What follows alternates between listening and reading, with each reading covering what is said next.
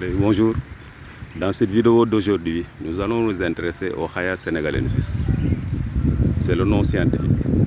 Ici au Sénégal, les Wolofs l'appellent Khay. Bon, les Bambara peuvent l'appeler Dala ou Dara. Les Diola l'appellent Boukhay. Les Mandeng l'appellent Diallo. Les Peul l'appellent Kel. Les Sérères en général l'appellent Ngarin. Voilà. Le nom français. Les Français disent Kaïsedara, à Kajou du Sénégal ou Quinquina du Sénégal. C'est un arbre, comme vous le constatez, qui a un caractère botanique très remarquable. C'est un grand arbre pouvant atteindre jusqu'à 35 mètres de hauteur, comme vous pouvez le constater. Voilà. Et sur 5 à 10 mètres quelquefois, sur l'autre arbre, vous pouvez le constater, il n'y a même pas de branche, ce qui montre l'importance de son écorce. Son diamètre pour certains individus, comme vous pouvez le constater ici, peut mesurer jusqu'à 1 mètre. 1 mètre de diamètre, donc c'est un grand arbre. C'est un très grand arbre. Maintenant, sur son caractère ethnobotanique, si vous voyez le bois rouge lustré ou brunâtre doré est plus doré, plus foncé et plus lourd que celui des autres Khaya des autres pays d'Afrique. Il sèche et se travaille facilement, présentant un grain de fin serré. On l'emploie pour la construction de meubles, de mortiers, de carres, de fenêtres, de portes et pour la fabrication de pirogues. Il est également utilisé par les sculpteurs. On l'utilise comme arbre d'avenir, comme vous pouvez le constater. Ici à Thiès, nous sommes à Thiès dans la cité Balabé. Voilà, avec un joli feuillage, comme vous pouvez s'en apercevoir, qui fait un ombrage. Dans les rues, on le trouve ici, dans cette cité-là, en peuplement. Voilà. On l'utilise donc comme arbre d'avenir, mais sa plantation nécessite un espacement important. Voilà, il faut que ça soit loin des rues. Voilà, comme vous pouvez le constater sur l'arbre national, comme ça, loin des rues. C'est dû au fait que les racines poussent et leur développement peut être préjudiciable aux chaussées, aux canalisations et aux fondations. Maintenant, en médecine populaire proprement dit, le Caïcédra jouit d'une très bonne réputation de fébrifuge et de tonique. La macération de l'écorce est prescrite par la plupart des traditions dans le traitement des fièvres paludéennes.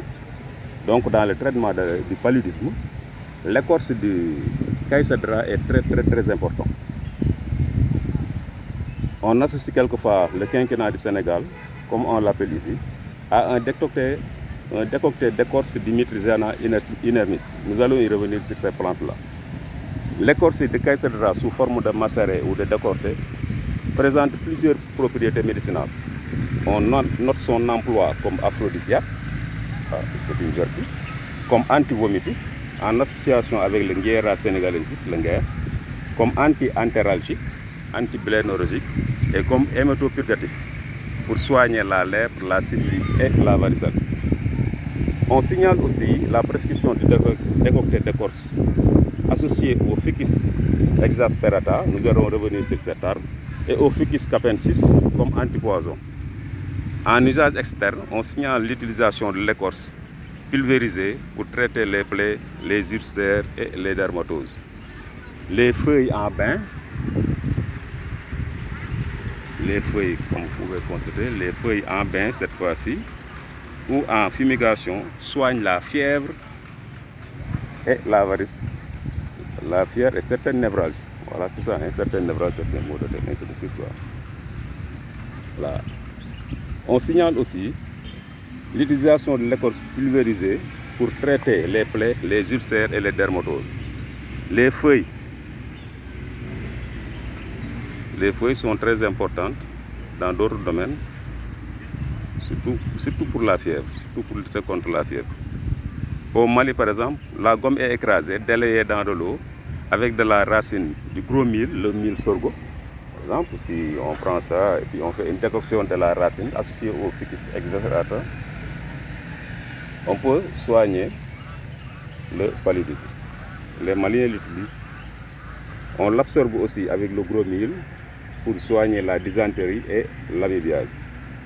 Les écorces sont réduites en poudre fine et associées à de la poudre des racines de Forbia balsamifera puis ingéré en suspension dans de l'eau tiède, le matin en jeûne, qu'on fébrile.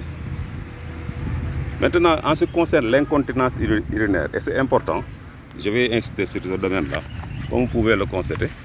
On prend la gomme, ici, voilà. Voici la gomme qu'on peut prendre ici. Ça a été déjà écorcé, donc voilà, la gomme sort. Après, dès qu'on fait une infusion, la gomme sort. C'est cette gomme-là que vous voyez dans ma main. Maintenant, on délaye ça, on le met en poudre. Quand on met cette gomme en poudre, on l'associe à du lait ou bien du lait, voilà, ou bien du lait caillé. Maintenant, qu'on boit pour, ouais, je l'ai ici encore, pour arrêter l'incontinence urinaire. L'incontinence urinaire se soigne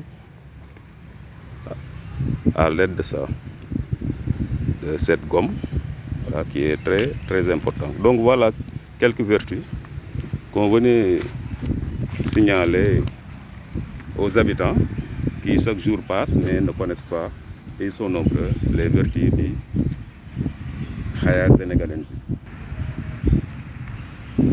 Parlant toujours de son écosse, quand elle est pilée, elle est indiquée en pâte. On peut mettre ça en pâte avec de l'huile de ricin. On a eu dans les vidéos précédentes, on avait parlé de l'huile de ricin. Maintenant, l'écorce pilée, cette écorce pilée est mise en pâte avec l'huile de Ricinum communim. C'est un excellent remède contre les plaies rebelles.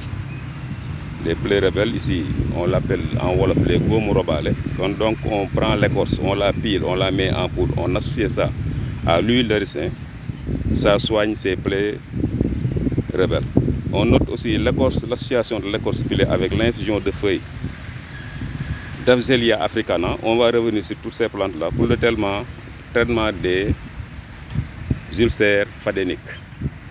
Voilà donc quelques vertus. On ne peut pas les citer toutes, mais c'était juste pour attirer l'attention sur l'importance de cet arbre, dont on dit qu'on est en train ici de les détruire. C'est méconnaître peut-être l'importance de cet arbre. Allez, faites attention à cet arbre et conservez-la pour le bien de l'humanité.